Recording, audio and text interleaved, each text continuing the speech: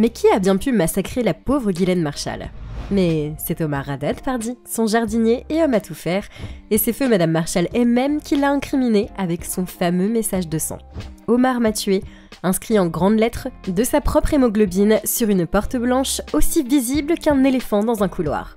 Notez bien que le verbe tuer est écrit à l'infinitif, une stupide erreur de grammaire que l'on ne s'attend guère à voir chez une dame aussi éduquée et instruite que Madame Marchal. Cette flagrante faute grammaticale n'est pourtant pas aussi absurde que le fait même que la victime l'ait écrit alors qu'elle était en train de se vider de son sang. N'aurait-il pas été plus logique pour Madame Marchal de chercher à obtenir une aide médicale d'urgence au lieu de gaspiller le peu de force qui lui restait à gribouiller sur les murs? Attendez, je plonge mon doigt dans mes blessures comme s'il s'agissait d'une plume et d'un encrier et j'écris sur la porte l'identité de mon agresseur. Ce n'est qu'après que j'irai téléphoner à Police Secours. Vous voyez toute l'absurdité de la scène. Omar Haddad a pourtant été condamné pour meurtre à une peine de 18 ans sur la base de ses preuves risibles. Et bien qu'il ait pu bénéficier d'une grâce présidentielle et qu'il fut remis en liberté, il est toujours considéré comme coupable aux yeux de la justice française. Le pauvre jardinier a cependant toujours clamé haut et fort son innocence, mais ses cris sont tombés dans l'oreille d'un sourd, malheureusement.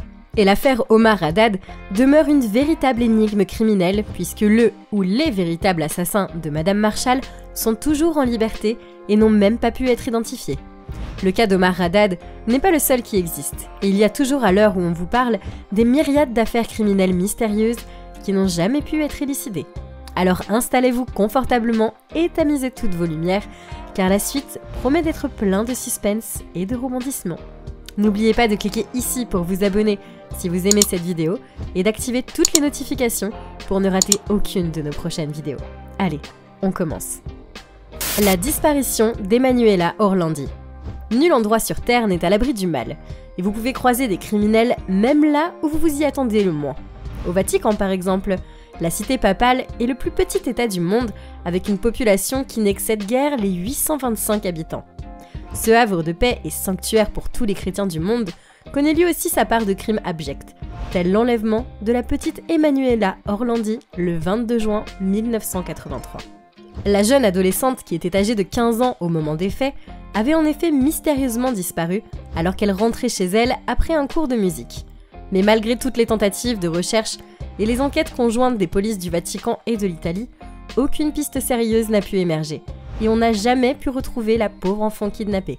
L'affaire de la disparition d'Emanuela Orlandi est ainsi considérée à ce jour comme le mystère non résolu le plus célèbre d'Italie. Disparition de Paul et Sarah Skiba et de Lorenzo Shivers.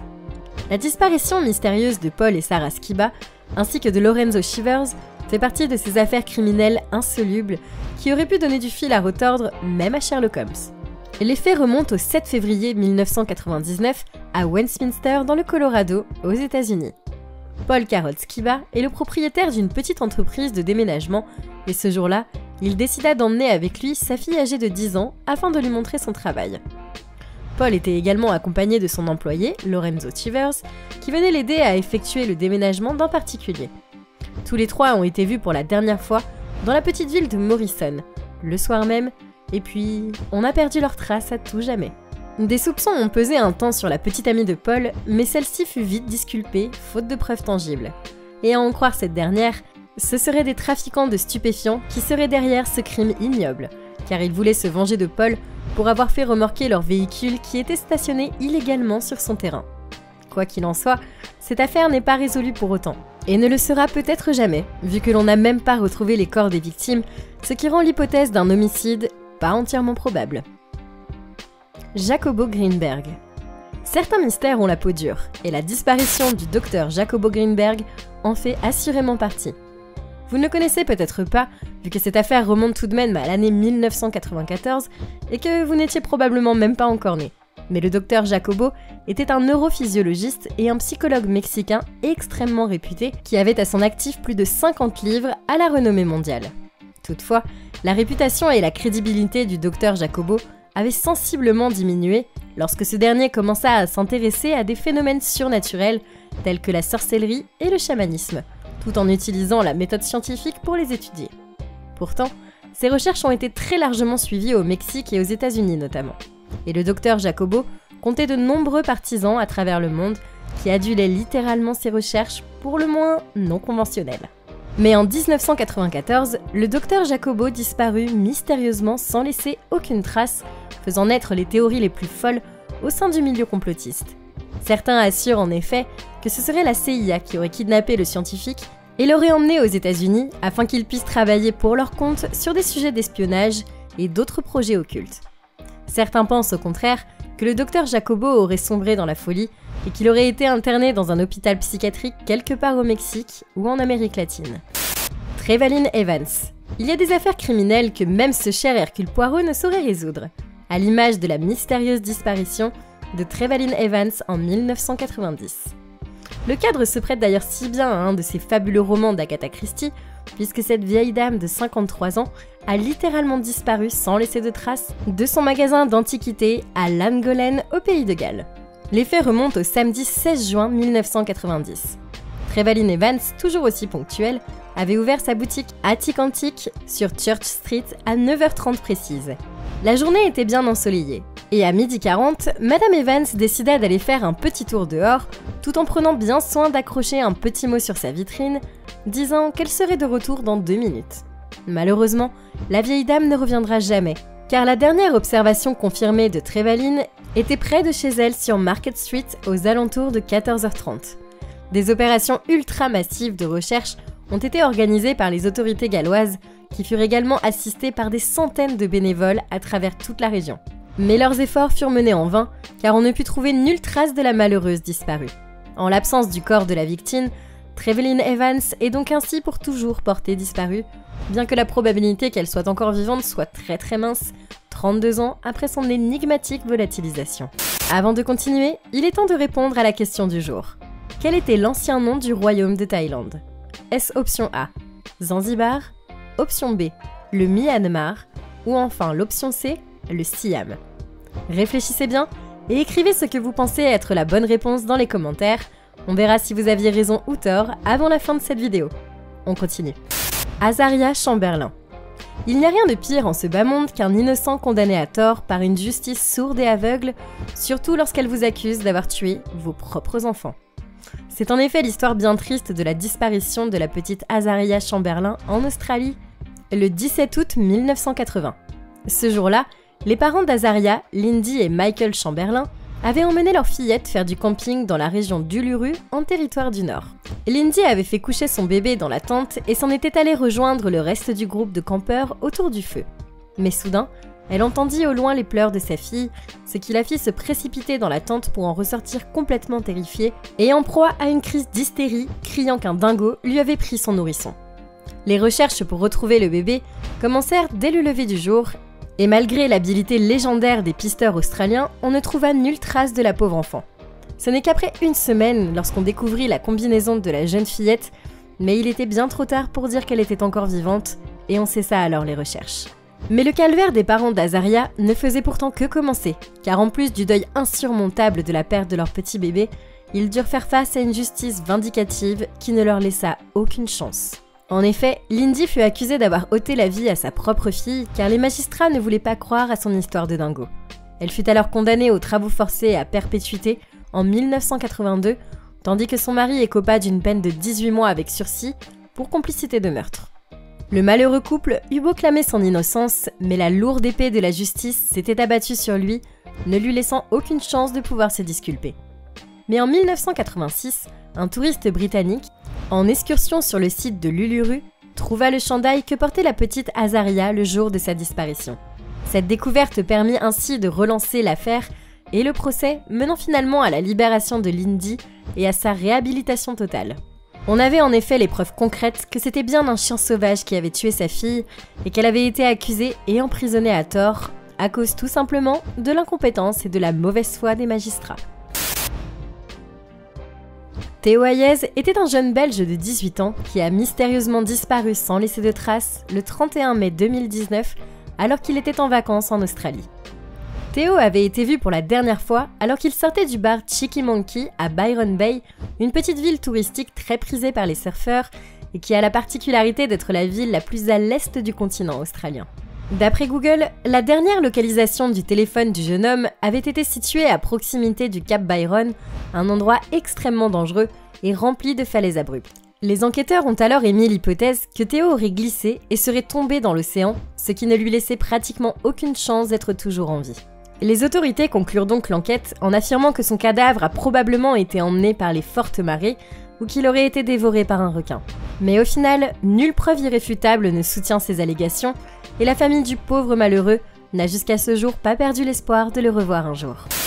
Madeleine McCann.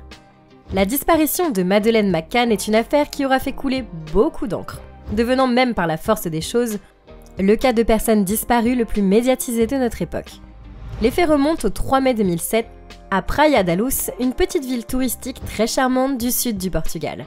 La famille McCann logeait dans un joli appartement de location et leurs vacances s'annonçaient très agréables. Mais le soir du 3 mai, l'enfer allait se déchaîner sur cette pauvre famille britannique, car leur petite fille de 3 ans, Madeleine Bess, disparut mystérieusement sans laisser de traces. En effet, alors que les parents avaient couché leurs enfants et étaient sortis dîner, la fillette s'évapora littéralement dans les airs, alors que ses frères et sœurs dormaient toujours à leur place. On remua alors ciel et terre pour retrouver l'enfant, mais ce fut en vain, et l'enquête piétinait tellement que la police en vint même à soupçonner ses propres parents de l'avoir fait disparaître. Le pauvre couple a alors dû subir une véritable déferlante de critiques acerbes et d'accusations ignominieuses de la part des médias, en particulier des tabloïds britanniques, qui ne mâchaient pas leurs mots et ne ménageaient aucunement la peine de ces malheureux.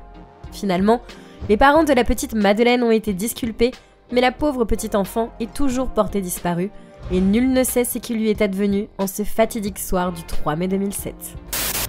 John Bennett Ramsey. John Bennett Patricia Ramsey était une jeune américaine de 6 ans qui fut retrouvée assassinée le 26 décembre 1996 dans sa maison familiale à Boulder, au Colorado. Ce meurtre horrible avait grandement secoué l'Amérique, d'autant plus que la pauvre victime était une mini-miss très célèbre. Mais la multitude d'incohérences et le manque flagrant de preuves liées à cette affaire ont fait que l'enquête n'a jamais pu aboutir. Nul ne sait donc qui a bien pu tuer cette âme innocente ce jour-là, ni même la raison pour laquelle on a voulu commettre ce crime horrible. Morgan Nick. Morgan Nick était une petite américaine de 6 ans qui fut enlevée le 9 juin 1995 au cours d'un match de baseball à Alma, dans l'Arkansas. La petite fille avait été vue pour la dernière fois à 22h45 ce soir-là, alors qu'elle se tenait près de la voiture garée de sa mère et qu'elle était en train de parler avec un inconnu à l'allure menaçante.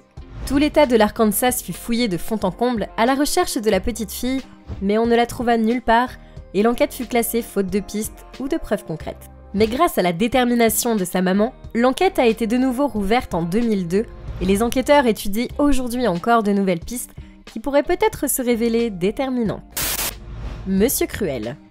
Monsieur Cruel n'est pas le nouveau super vilain du Marvel Universe, mais plutôt un véritable criminel en chair et en os qui a accumulé les pires crimes sans jamais se voir inquiété par la justice. Ces vilains méfaits ont été commis entre 1980 et 1991 en Australie, où il a braqué plusieurs maisons habitées et a violenté leurs propriétaires.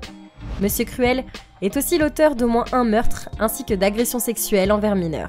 Recherché activement par la police depuis 1987, Monsieur Cruel court toujours et n'a même jamais pu être identifié de près ou de loin.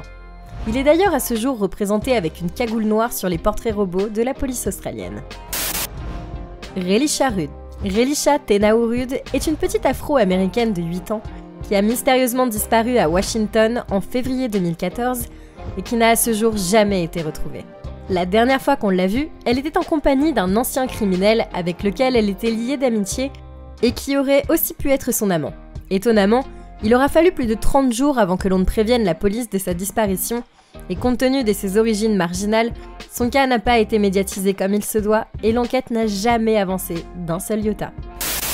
Trevor Dilley. Trevor Dilley est un jeune Irlandais de 22 ans qui a disparu sans laisser de traces à Dublin le 8 décembre 2000. La dernière observation connue du jeune homme a été faite par une caméra de surveillance de la banque où il travaillait et où il s'était rendu pour chercher son parapluie.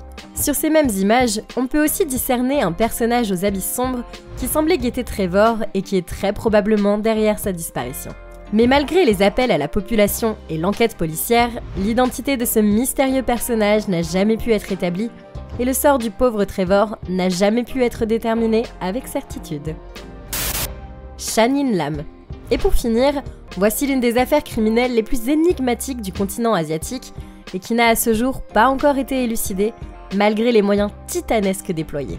Chan In-lam était une jeune étudiante de 15 ans, décédée le 19 septembre 2019 lors des manifestations de Hong Kong qui avaient été rigoureusement réprimées par les autorités. Le 22 septembre 2019, on retrouva le cadavre nu de la jeune fille flottant dans la mer près de Yaohtong à Hong Kong. L'autopsie pratiquée sur son corps n'a pas été concluante, ce qui exclut à la fois la thèse de l'homicide et celle du suicide. Mais pour les manifestants hongkongais, il ne s'agirait là que d'une tentative de dissimuler le meurtre de Chan, perpétré par la police en marge des manifestations. Maintenant, dites-nous dans les commentaires ce que vous pensez de ces mystères non résolus. Et pour le quiz du jour, la réponse est bien le C. Le Siam est en effet l'ancien nom du royaume de Thaïlande. J'espère que vous avez été nombreux à trouver la bonne réponse. N'oubliez pas de vous abonner et de cliquer ici pour regarder une autre de nos vidéos.